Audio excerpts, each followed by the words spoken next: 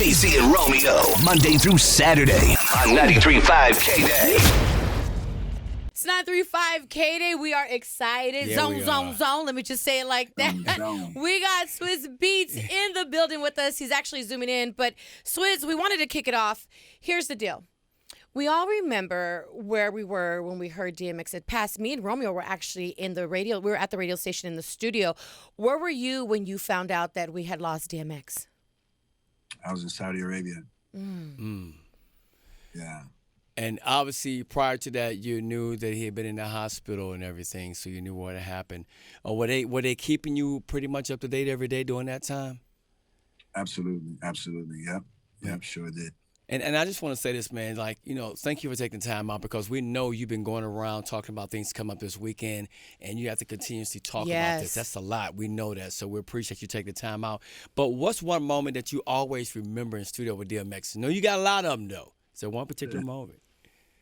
Well, his tradition of dancing to old school music when he come in the studio, which, there's a lot of videos surfacing now of him dancing to old school music. He was really a big fan of old school music, and it just brought a lot of life and energy out of him. And that's when I knew we was gonna have a great day, when he put the old school music on, and we would jam before the session, especially making this album together.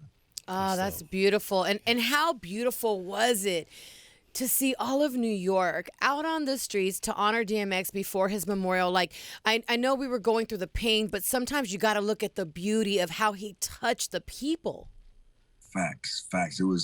It was so amazing to see the love, because all DMX ever wanted was the love. And, for him to be able to be upstairs and see that love as well as seeing that love when he was here, that fueled his fire. Yeah. And, I'm going to say this too, man. Obviously, when Swizz Beatz, when DMX would come to concerts, he would do his thing. But that prayer moment was one of the things we always talked about after the show. We know he would just do his thing on stage, but it was something about like the artists that would do that, come out and make that moment so powerful. That's something I know we're going to miss about him. What's one thing that you're going to miss about him other than the dancing and in the studio? I'm going to miss my brother. I'm going to miss my best friend. I've known DMX since I was, 14, 15 years old. And, we went to different levels together. We started from the bottom, from sleeping on floors together, to being all around the world together and making history together. And so, I'm going to just miss his smile and miss his love, miss his hugs, and miss a real person that I could really talk to as a human, forget music, forget fame, just as a good person. And that's what, I'm gonna miss, because DMX was definitely that great person. Right. And what, Romeo touched on when we found out that we had lost DMX, that's one thing we did talk about on air, Swizz, was that, the one thing people don't know is that we were privy to be, backstage. So we were able to see firsthand how when he would pray and he would grab anybody, Swizz Beatz, if you're walking by, he would grab you and you would just feel the Holy Spirit. And we really, really wanted to get that across on the airwaves, because that's something that a lot of listeners are not privy to. What is one thing about DMX that people may not really know about? That he was a serial philanthropist. He was a serial humanitarian. He did it with his eyes closed. He would give clothes off his back to people in need. He would jump out his car and speak to a mother with their kid and looking like they're going through something. Like, he dedicated his whole life to giving, to the point where it was hard for him to accept things, Yeah. And to see a person do all of those things while fighting their own demons and going through their own things, actually pray for other people when he needed the prayers. Also, probably more at that time. But he still, he would feed other people before he would feed himself. I'm talking endless things. And, a lot of people like to harp on the negative things with my brother. And just like I seen the article today, which is silly, about his estate and things like that. And I'm just like, like somebody actually would write this, on this day, or just ever, that's what you want to get up and work and make yourself feel good. Well, guess what? You look stupid, because DMX was a big actor. He acted in many movies. He started that whole, he took acting to a whole nother level, starting with Belly, working with Jet Li. You know, he has many accolades. And yes, my brother did have an addiction, but let me tell you something about his addiction. He used his pains to help other people. You understand? Yeah. And I've seen him help so many people get off of drugs. So many people. He saved so many people's lives, and he wanted people to learn from his mistakes. You know, X didn't voluntarily become addicted to drugs. He got poisoned when he was 14. It wasn't his fault. Yeah. You know, so people want to write stories and make themselves feel good and paint him as a villain, you know, just to make it like a typical thing in culture. With X was different. He was one of one. You know, if you go to his Instagram, he didn't care whether you was white, black, green, or purple. If he had a vibe and energy for you, he'll sit there and vibe with you. You know, he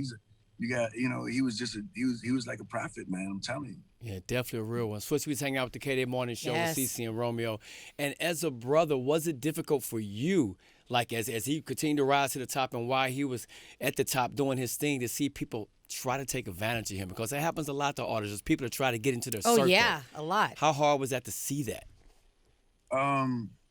It's always been frustrating, you know, not even with X, but just with creatives, period, because real creatives, you know, we have to learn how to protect ourselves, because as a creative, we're passionate, we're vulnerable, and we're focused on something that's bigger than maybe the business at that time.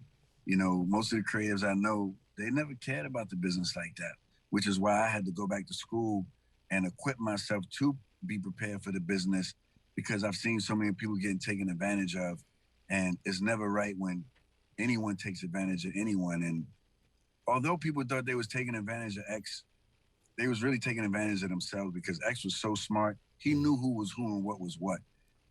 X just didn't care about materialistic things, so it didn't really bother him that much as it should have. You know, like I thought he would, you know, we would have to, you know, go tear some things down, but he just was like, you know what? I'm gonna just God just told me to remove him from my life, and he chose to deal with people, but they thought they was getting away with things, but what they was doing was removing themselves from his life, and he was cool with that. And sometimes that's what it needs. Here's the thing. Sometimes when you don't remove your people from your life, God will remove people from your life. He will. You know what I mean? And with going back to you saying that, you know, somebody came out with an article, get to know DMX. You know, there's a docuseries, The Rough Riders, you know, and it explains it. It explains a lot about his life. So get to know before you even judge. Watch this docuseries, The Rough Riders. I mean, I loved it. I watched it, and I learned so much that I didn't know. And that's okay as long as I'm learning. You feel me? Yeah, I agree with that. But, you know, I just like, you know, at the end of the day, it's my job and the fans' job to keep his legacy alive. And, you know, it can't be all perfect. DMX let everybody know clearly he wasn't perfect, you know, and he was brave enough to do that. And I'm proud of him for doing that, because he helped so many people by being honest through his music. And that's why this album is important, because, I mean, Letter to My Son, all the dads out there, that song is going to touch your life. It's going to change your life if you're a father, and if you're a son, you know, and if you're a mother. Yeah. You know, that's beautiful. Be so vulnerable and speaking the truth on so many of these records, man. It's a gift what he's giving people, you know, with this album, truly. Well, let's talk about the album. Let's talk about Exodus, because you are calling it a masterpiece. And the album was always going to be named after his son, Exodus, correct? No. The working title is Dark and Hell is Hot Again. Okay. So we was channeling that energy. And then when he passed, I had to make an executive decision, because the title didn't feel like it fit anymore. Exodus was so close to him, to the point where he is tatted on his neck. He named his son that. He was thinking about doing another album that's titled Exodus. So Exodus was a more personal name to X than the other title we had. So I was like, you know, this album is very personal, and it just fit. It just fits. And it was a name that he loved so much that he put it across his neck. Yeah, that's dope. And is it true that you guys hadn't worked on an album in 13 years? 13 years? Well, I worked on his albums, but, you know, I was just doing like a single here, single there. Right. You know, it might be even longer than that. You know, we haven't been like this since Flesh in My Flesh, Blood in My Blood, where it was like a main focus, a schedule, a plan, in the studio every day, and both of us wanting to do it, you know? And that's what was beautiful about this record was X wanted to do this record. He got the love from Verzuz when he seen all of the fans going crazy with him and Snoop, and it built his confidence up, and I seen him light up. And then we decided to stay in LA and record it at Snoop's studio. And that's where we did the whole album. It was right there when we did the Verzuz. We stayed and did the whole album in 2 months. And shout out to Snoop Dogg for cooking for us every night and showing X ultra love, man. It was a blessing to see. It created a great environment. Oh my goodness. Yeah, and you know what's so crazy is that, you know, just talking about, you know, Snoop Dogg, I mean, he showed a lot of love, but I'm going to be honest with you, Swizz, like Verzuz is lit, but when Snoop and DMX, it was a whole nother level. And we were even saying like, okay, whoever comes up, y'all got to step it up because these two right here, it was lit. Yeah. You know that. Yeah, that was a vibe. That was definitely a vibe. And it's dope to know that kind of set him off in a direction to want to put this album together. But first thing, since we're talking about Verzuz, I got to say this. Thank you.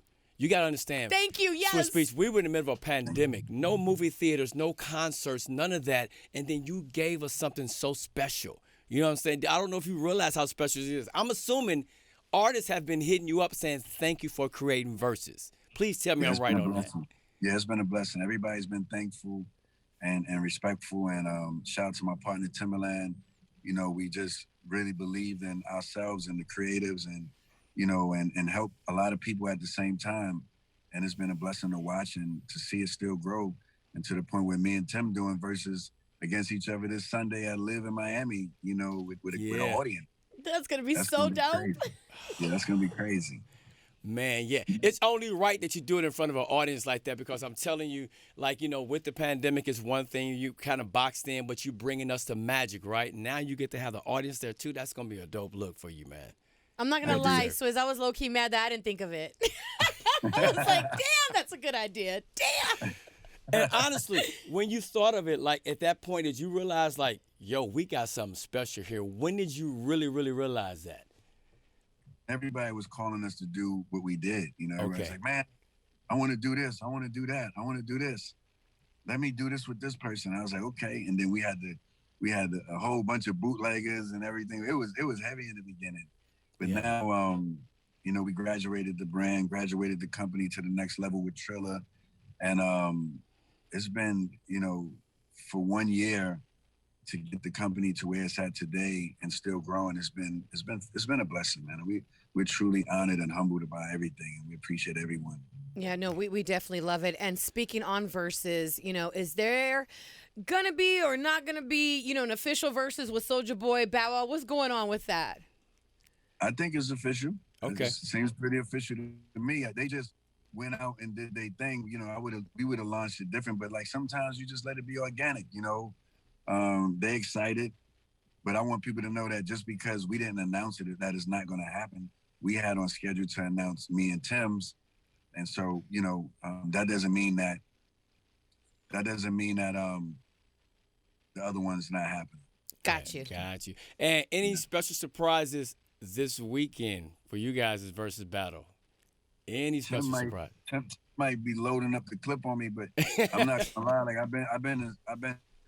Like I haven't even thought about anything. You know, my thing is like giving the world this gift tonight at midnight, and you know, and then I get into. I think I'm gonna work on my whole plans on the plane or something because I gotta bring this home for my brother. But I am ready for whatever and however. I know that's I heard that. I know that's right. Well, listen, Swizz, we don't want to take too much of your time, but I will say this. I would love to do a live Verzuz in L.A. Yeah, that'd be dope. That would be dope. I'm just saying, throwing it out there. But with who? Because I'm open for all of this.